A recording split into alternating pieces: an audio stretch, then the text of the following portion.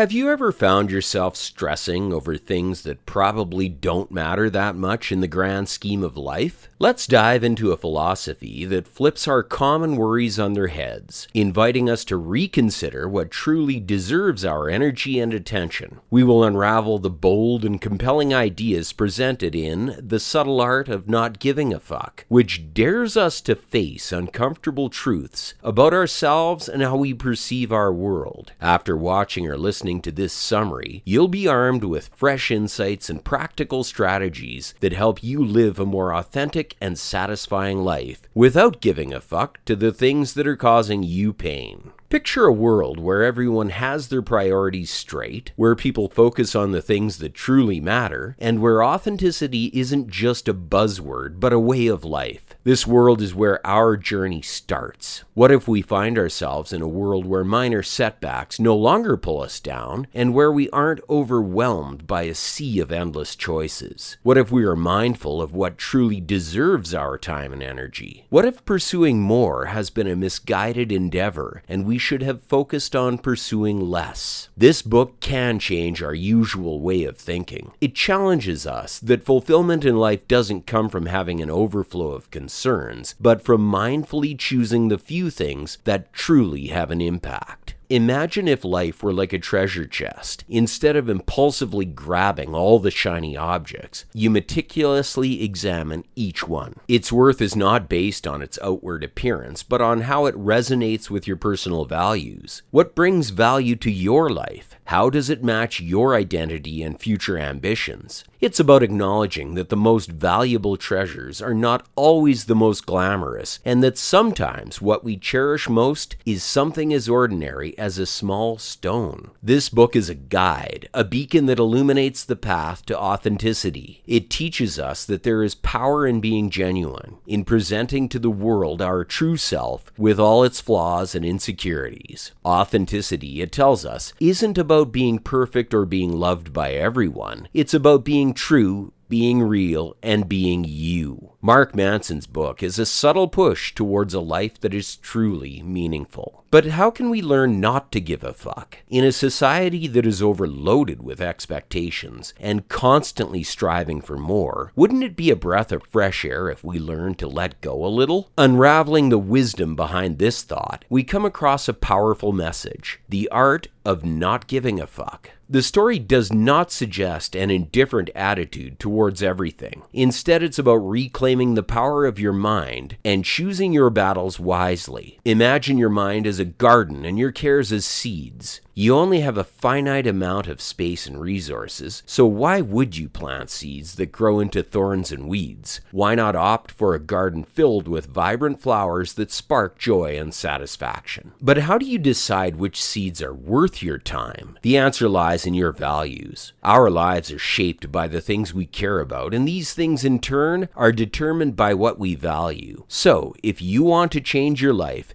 change your values first. Here is where the power of decision plays its part. You can decide what warrants your focus, what earns your energy, and what doesn't. Stop fussing over things that drain you and pour your energy into what genuinely fulfills you. Once you realize nothing warrants your concern, you free yourself from unnecessary stress and worry. You give yourself the gift of simplicity, focus, and ultimately, happiness. Now, despite our desire to portray an immaculate facade to the world, the truth is we all grapple with insecurities. We all have that internal critic questioning our abilities, fixating on our past mistakes, and emphasizing our flaws. Yet, what if we choose to listen instead of ignoring this voice or drowning it out with a wave of forced positivity? What if we took those doubts, fears, and insecurities and acknowledged them without judgment or criticism? Consider a friend of yours who, despite everyone's assurance, couldn't shake off the feeling that his sister's fiancé was the wrong choice. Even when he faced a chorus of disagreement, his conviction didn't waver. But was he truly concerned about his sister, or was there something else at play? His criticism, as it turned out, was just a smokescreen. What lurked behind were his own insecurities, perhaps jealousy, envy, or the fear of being overlooked. By refusing to question his assumptions, he chose the path of blind criticism over confronting his own demons. And that's where the crux of the issue lies. More often than not, our false beliefs are mere disguises for our insecurities. It's far easier to project our fears onto others or external circumstances than to look inwards and face our anxieties. But therein lies the power of self-questioning. It's like a mirror reflecting our true selves, showing us what we'd rather ignore. By daring to ask ourselves the hard questions, we expose those insecurities, and in accepting them, we can start dealing with them. Sure, it might not be a comfortable journey. Unmasking our insecurities, accepting our mistakes, and questioning our beliefs may lead us to uncomfortable truths, but the reward is personal growth, a healthier perspective, and a happier life. Remember, your insecurities do not characterize you, but how you handle them does. Now, we've all heard the stories, songs, and poems devoted to the magic of love, especially romantic love. It's a feeling that is said to conquer all, to make the world go round. But what happens when the love that's supposed to uplift us ends up causing us misery? Take a moment to reflect on the tragic tale of Romeo and Juliet. Their love story, engulfed by chaos, exile, and tragedy, is far from the happily ever after we're sold in fairy tales. Rather, it's a stark reminder of the destructive power of uncontrolled romantic love. Much like a stimulant intoxicating the brain, romantic love can give us a high, intense rush of euphoria that makes everything else seem irrelevant. But what follows this high? The inevitable crash and the desperate chase for another dose of that fleeting ecstasy. We often find ourselves entangled in a web of pain and suffering in this chase. The understanding of romantic love as a potentially destructive force isn't new. Even in the days of Shakespeare, the perils of unchecked passion were well known. Yet today, we often find ourselves glorifying romantic love as the ultimate ideal, sometimes to the point of self-destruction. Does this mean we should abandon the pursuit of romance altogether? Not necessarily, no. Instead, we should strive to distinguish between unhealthy and healthy love. In an unhealthy relationship, partners often use each other as an escape,